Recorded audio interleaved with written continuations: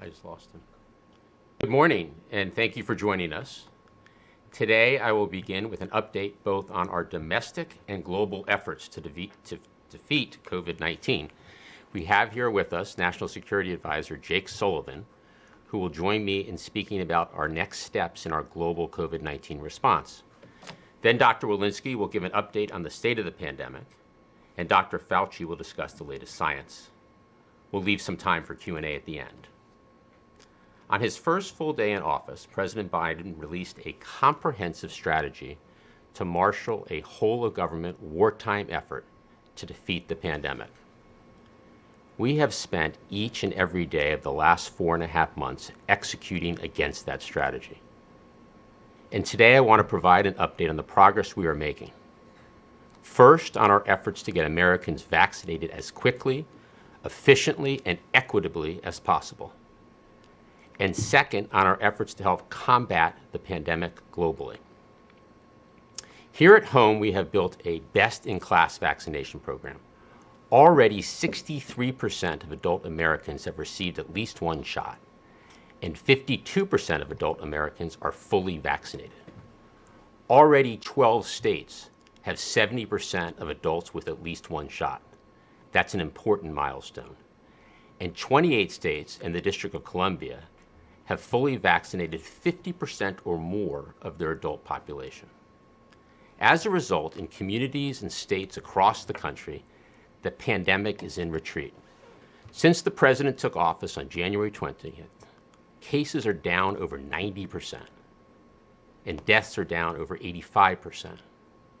Our successful vaccination program isn't just saving tens of thousands of lives. It's letting tens of millions of Americans get back to living their lives. It's fair to say that we're far ahead of where anyone thought we would be in our fight against the virus. And importantly, we have secured enough vaccine supply for all Americans. This is a direct result of the president taking aggressive action, including through the use of the Defense Production Act, the DPA, to mobilize the full force of U.S. vaccine manufacturing and production. Because of those actions and the success of U.S. vaccine manufacturers, we are confident in our supply of our authorized vaccines. As a result, we're removing the DPA priority ratings for AstraZeneca, Novavax, and Sanofi. While the manufacturers will continue to make these three vaccines, this action will allow U.S.-based companies that supply these vaccine manufacturers to make their own decisions on which orders to fulfill first. For all the progress we've made as a country, as the president reiterated yesterday afternoon, we have millions of Americans still in need of protection, and communities at risk because of low vaccination rates. Here's the bottom line. The bottom line is that if you are unvaccinated, you are still at risk of getting seriously ill or spreading the disease to others. To help get as many people vaccinated as we can by July 4th, we're kicking off a month of action, mobilizing an all-of-America effort, including new commitments from child care providers across the country to provide free, drop-in child care to allow parents to get vaccinated. Extended hours at local pharmacies for vaccinations, including many pharmacies that will be open 24 hours every Friday, starting next week. Commitments from states and the private sector to incentivize vaccinations and celebrate our progress, including free beer for everyone over the age of 21 on July 4th, courtesy of Anheuser-Busch. And the Vice President is leading We Can Do This national vaccination tour. This national vaccination tour to key communities across the country will help reach millions of Americans who still need protection against the virus, highlight the ease of getting vaccinated, encourage vaccination, and energize and mobilize grassroots vaccine education and outreach efforts. As the days get brighter and brighter at home, we're focused on driving progress to help end the pandemic around the globe. It's both the right thing to do and an important step in protecting Americans by helping to stamp out the virus. The President has committed that the U.S. will be an arsenal for vaccines, and our work on vaccine supply is guided by a three-part approach. First, having successfully secured enough supply of vaccine for Americans, we are donating surplus U.S. vaccine supply and encouraging other countries with surplus supplies to do the same. In March, the U.S. shared over 4 million doses of our AstraZeneca vaccine supply with Canada and Mexico. And the President has announced a U.S. commitment to sharing a total of 80 million doses by the end of June. This is 5 times the number of doses any other country has committed to sharing. And these 80 million doses represent 13% of the total vaccines produced by the United States by the end of this month. We will continue to donate additional doses across the summer months as supply becomes available. But at the same time, we know that won't be sufficient. So the second part of our approach is working with U.S. vaccine manufacturers to vastly increase vaccine supply for the rest of the world in a way that also creates jobs here at home. Driven by the aggressive actions that have been taken to accelerate manufacturing and production lines in the U.S., Pfizer and Moderna have already increased their capacity to produce vaccines for the world. The third part of our approach will have us work with our partner nations and pharmaceutical companies and other manufacturers to facilitate the kind of global vaccine manufacturing and production capacity and capabilities that can not only help the world beat this pandemic, but also prepares the world to respond to potential future threats. Today, we're outlining our framework for sharing with the world the first 25 million doses. To be clear, our approach is to ensure vaccines are delivered in a way that is equitable and follows the latest science and public health data. Across the coming weeks, the administration will move as expeditiously as possible and work through regulatory requirements and logistical details to ensure safe and secure delivery of doses. This is certainly a complex operational challenge, but one that we take on and will get done. In fact, less than 2 weeks ago, the President committed to providing 1 million doses of the Johnson & Johnson vaccine to the Republic of Korea. After making a 2,000-mile journey to California, these 1 million doses are being loaded into a plane that will take off for the Republic of Korea this evening, carrying hope and bringing life-saving protection to the 1 million South Koreans who have already signed up to get a shot. This is just the beginning. We expect a regular cadence of shipments around the world across the next several weeks. And in the weeks ahead, working with the world's democracies, we will coordinate a multilateral effort, including through the G7, to combat and end the pandemic. Now let me turn it over to National Security Advisor Jake Sullivan. Jake? Thanks, Jeff. As Jeff said, today we are announcing our plan for sharing the first 25 million US vaccines with the world. I'm going to briefly outline why we are sharing them, how we plan to share them, and where we will share them. First, our goal in sharing our vaccines is in service of ending the pandemic globally. Our overarching aim is to get as many safe and effective vaccines to as many people as fast as possible. It's as simple as that. We want to save lives and thwart variants that place all of us at risk. But perhaps most important, this is just the right thing to do. Thanks to the ingenuity of American scientists and the resilience and commitment of the American people, we're in a position to help others. So we will help others. And as the President has said, the United States will not use its vaccines to secure favors from other countries. Next, I want to say a little bit about how we are sharing. We've received requests from all over the world, and a number of important factors went into our decision about how to allocate these first 25 million vaccines. These factors included achieving global coverage, responding to surges and other specific urgent situations and public health needs, and helping as many countries as possible who requested vaccines. We've also decided to prioritize helping our neighbors. We made the decision to share at least 75% of these vaccines through COVAX. This will maximize the number of vaccines available equitably for all countries and will facilitate sharing with those most at risk. And we decided to share up to 25% of these vaccines for immediate needs and to help with surges around the world. We can share these 25% in a flexible way. Finally, I want to talk a little bit about where we are sharing these first 25 million doses. We're sharing them in a wide range of countries within Latin America and the Caribbean, South and Southeast Asia, and across Africa in coordination with the African Union. This includes prioritizing our neighbors here in our hemisphere, including countries like Guatemala and Colombia, Peru and Ecuador, and many others. It respects existing regional networks for vaccine sharing, like the platform of the African Union and African Centers for Disease Control and Prevention, and the Regional Public Health Agency in the Caribbean, CARPA. These networks will help decide where to allocate needed doses in regions with low vaccination rates and to those most at risk, including healthcare workers who haven't yet gotten their shots.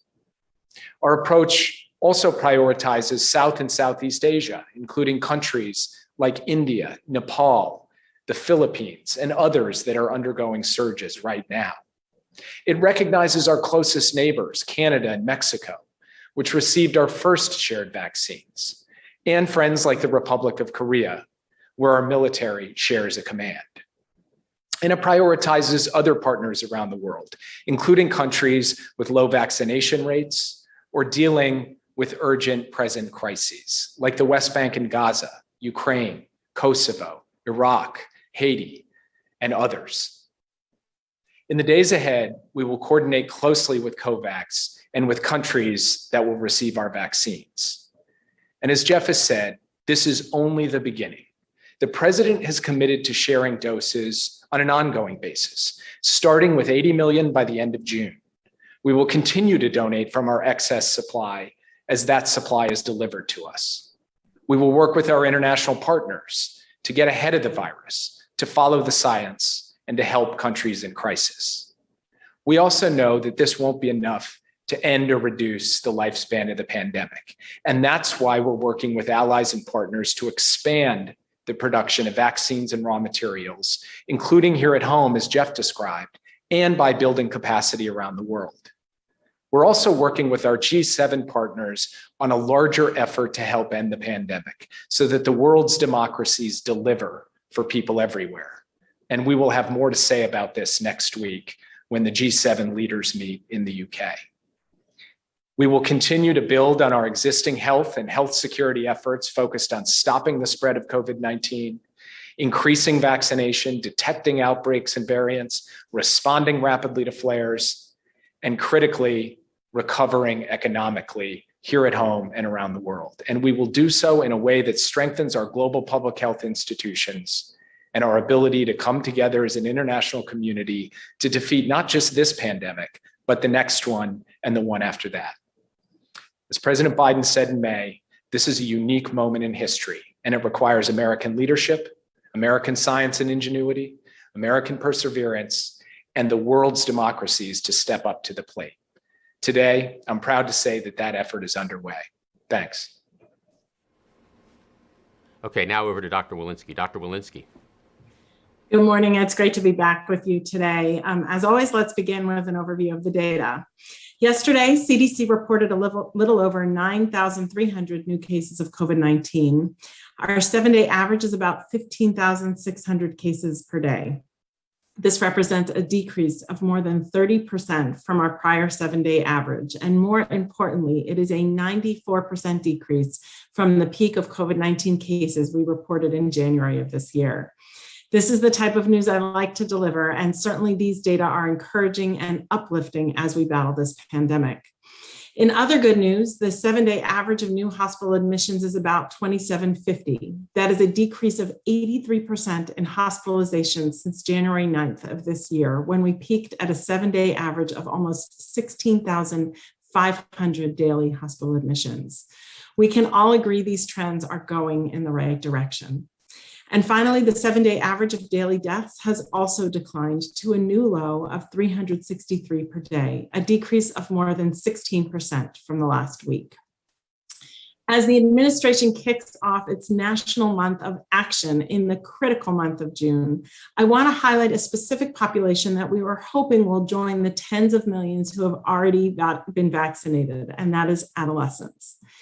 In the month leading up to the recommendations of the Pfizer COVID-19 vaccines for teens and adolescents 12 and older, CDC observed troubling data regarding the hospitalizations of adolescents with COVID-19. More concerning were the number of adolescents admitted to the hospital who required treatment in the intensive care unit with mechanical ventilation. Tomorrow, we will publish a report on this topic with more details in CDC's Morbidity and Mortality Weekly Report. And it is these findings within this publication, one that demonstrates the level of severe disease, even among youth, that are preventable, that force us to redouble our motivation to get our adolescents and young adults vaccinated.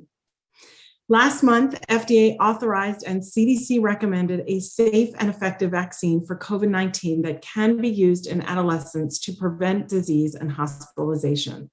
I strongly encourage parents to get their teens vaccinated, as I did mine. If parents have questions or concerns, please talk with your child's healthcare provider, your local Department of Public Health, or your local pharmacist.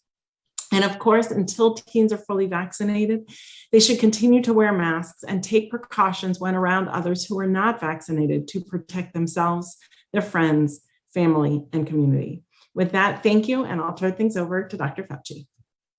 Thank you very much, Dr. Walensky. I'd like to spend just a minute or so just updating you in the arena of selected COVID-19 therapeutics. I don't know if you can see the slide, but the first slide that said selective therapeutics is broken up into three major components, just to remind you that the work that has been done over the last many months to a year has been three separate approaches. One, to target the virus itself. And as you could see, the number of interventions listed there. The other is to moderate an aberrant inflammatory response, moderating the host. And the other are adjunctive therapies such as anticoagulants. If we can move to the next slide, which has the red circle around the third bullet, that's what I want to bring to the attention of the audience, and that is monoclonal antibodies, two of which, the Regeneron combination and Eli Lilly combination, have already been approved for EUA. I've highlighted in blue another additional antibody made by GSK and Vir. And if you go to the next slide, 6 days ago, in a preprint server, some very interesting and exciting data has been published. And that is a randomized placebo-controlled phase 3 trial of non-hospitalized patients with mild to moderate COVID-19 who are at high risk for the progression of their disease, close to 600 people, a single 500 milligram dose of the monoclonal antibody sotrovimab, again by GSK and Vir, reduced the risk of hospitalization or death by 85% compared with placebo. It is well tolerated, and there are no safety signals identified. And importantly, in the test tube, this antibody retains activity against multiple variants. So what we really have now are three options within the arena of monoclonal antibodies. Something that's important for physicians to know, that there is an important option for treating people early to prevent them from going to the hospital. This has been granted an EUA, so it's available for use, and we encourage physicians to at least consider this possibility as part of your therapeutic armamentarium. I'll stop there and back to you, Jeff. Wonderful. Thank you, Dr. Fauci. Why don't we now open it up for a few questions? Thanks, everybody. And we're running very short on time, so we'll just take a couple of questions. Please keep to one question and on topic. First, Josh Wingrove at Bloomberg. Hi there. Thank you for doing this. Can you say... Facilitate questions? Can you hear me? I can hear you, Josh. Great. Jeff, can you speak a little bit to which specific vaccines will be sent in the 25 million? I assume it's safe to say that the AstraZeneca doses remain under review. Okay, I think we're working on some technical issues, and hopefully we were able to open it up for questions soon. Jeff, let me know if you can hear me, please. Yes. Great. I was just wondering if you can say which vaccines in particular will be sent among the 25 million. I assume that the AstraZeneca doses remain under review and are not available. Have you decided or sorted which will be the 25 million? Good question, and thank you for the question. That is correct. The AstraZeneca doses, the 60 million AstraZeneca doses, are awaiting FDA concurrence. So the 25 million will be comprised of the 3 approved, EUA approved, authorized vaccines, some combination of Johnson & Johnson, Pfizer, and Moderna. Next Caitlin question. Collins. Thanks so much, Jeff. I see this as part of this partnership with COVAX. My question is, does the U.S. still have a final say in where the doses COVAX go, or is it COVAX making that decision? And then just to follow, when will these 25 million be distributed? And are you still confident the remaining 55 will be out by the end of June? Okay, so Jake, why don't I hand it to you on the first COVAX question? Whether the U.S. still has final say on where the vaccines go. Jeff, was that the question?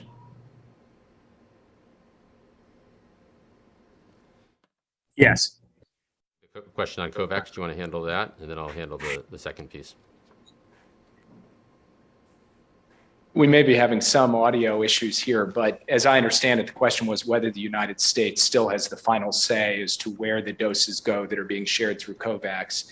And the answer is that the U.S. working with COVAX has taken COVAX's list of countries, the doses that are allocated to each of those countries, and we, the United States, have made selections against that list in coordination with them, so that we will retain the say in terms of where they go. Now, in the case of the African Union, we are sharing with the African Union, who will ultimately be making the determinations about how to allocate within Africa. And in the case of the Caribbean, we'll be working closely with CARPA, the public health authority in the Caribbean, who will be making some of the key determinations for where the doses are allocated.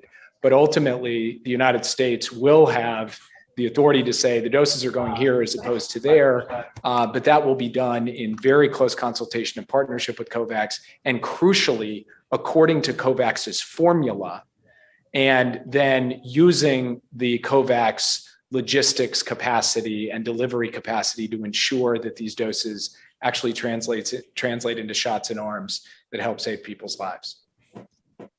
So on the second part of the question, we are already sharing doses. Less than 2 weeks ago, the president announced plans to share doses with Korea. As I mentioned earlier, those doses are in flight now. We've announced plans to share about 13% of the vaccines produced for the U.S. by the end of June. That's the most of any nation, and that's the 80 million. So over the coming weeks, we'll work to get those doses to countries and get shots in arms as soon as possible. As we do so, we'll work through logistics, like medical agencies coordinating to ensure safety and regulatory information to share, supply teams to ensure that we have the necessary needles, syringes, and alcohol pads, transportation teams to ensure proper temperature storage, prevent breakage, and ensure the vaccine immediately clears customs. So the process to export the first 25 million is underway in coordination with foreign governments.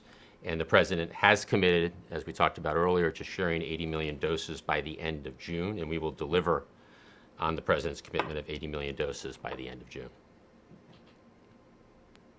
All right, last question, and sorry for the technical challenges. Cheryl at New York Times. Hi, thanks for taking my call. I wondered if you could be a little bit more specific about the 25% of the doses that you are reserving for, immediate use, the flexible doses. Where are those doses going? Over to Jake.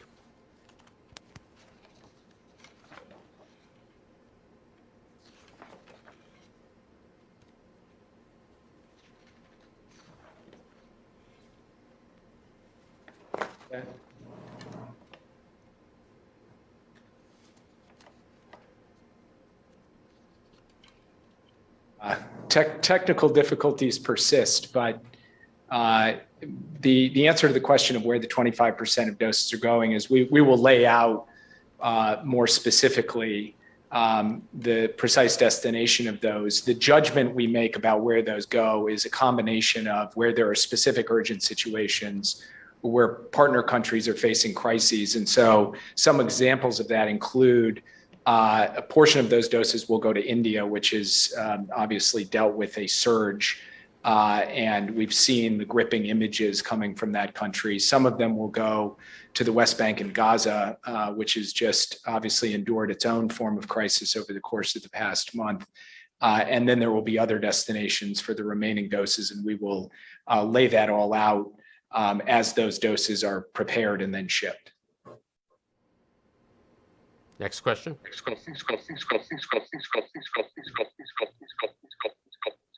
We'll do one more question to Zeke at AP. Thanks you all for doing this.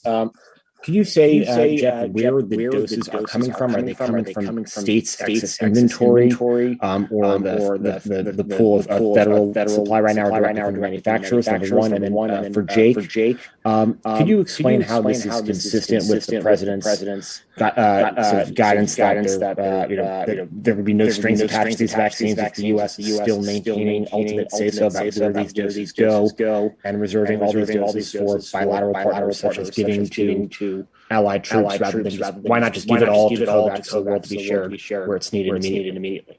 So on the first question, the doses, the 25 million doses are coming from the federal pool of supply. The doses that are at the states level, those states have ordered those doses, and we're working with those states to administer shots in arms so that the millions of Americans who are not yet vaccinated can get vaccinated as soon as possible. Jake, over to you. Sure. So first and critically, the United States is not asking anything of any country to whom we're giving doses. We're not seeking to extract concessions. We're not extorting. We're not imposing conditions the way that other countries who are providing doses are doing. We are doing none of those things. These are doses that are being given, donated, free and clear to these countries for the sole purpose of improving the public health situation and helping end the pandemic. The Korea situation is unique, as the president said when President Moon visited. The animating purpose behind that is actually about the protection of American forces and the forces who serve alongside American forces, the Korean troops who are standing shoulder to shoulder with us in that country. So it is a unique case, and the kind of unique case for which we want to retain some flexibility, which is why we're giving the majority, the 75% or more of our doses through COVAX, but maintaining the capacity to be to allocate doses outside the COVAX formula as necessary. Korea is one case of that. The West Bank and Gaza, as I mentioned, is another case where we're not asking anything of the people of Gaza or the West Bank, but we feel that given what they are dealing with in the situation on the ground there, it is only right and proper and good for the United States to actually allocate some doses to that country. The same is true with some of the other allocations that we will make. The president made a commitment to ensure that India receive doses, and giving them not just an allocation under the regional portion of this through COVAX, but an additional allocation from our discretionary portion was something that he wanted to do. Again, the basic bottom line on this is that the United States is not doing this as some kind of back and forth deal where we're getting something for what we're giving. We are giving these for a single purpose. It is the purpose of ending this pandemic, and we are doing so in a way consistent, we believe very strongly, with the public health requirements that will help hasten the end of the COVID-19 pandemic. Why do we have time for one more question? All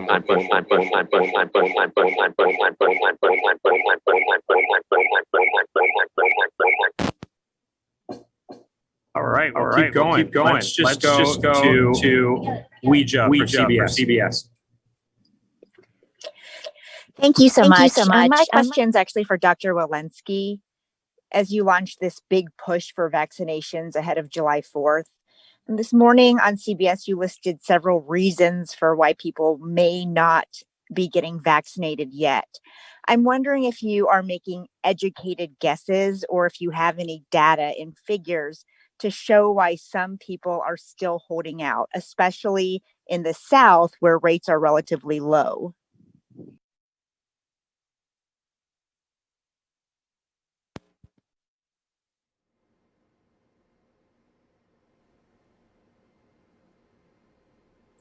Jeff, I think that Rochelle got kicked out by her computer. Well, I think the important thing is that all Americans have the opportunity to get vaccinated, and that means we need to make it even easier to get vaccinated, that we do answer people's questions. People do have questions about the safety and effectiveness of the vaccine, and as we know, the vaccines, all three, are very effective and very safe, but we need to answer those questions. The good news is confidence in the vaccines has grown across time as people have neighbors and friends and faith leaders and doctors who have been vaccinated and advise them on their own decision. And the important thing here is that the most trusted messengers are local messengers, including doctors and faith leaders. So we need to bring the vaccines to where people are and answer the questions that people have. And we are confident that more and more people will get vaccinated leading up to the 4th of July.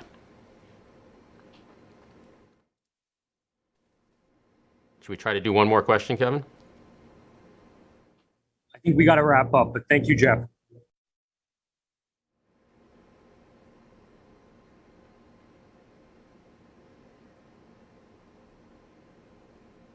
Jeff, we can wrap up.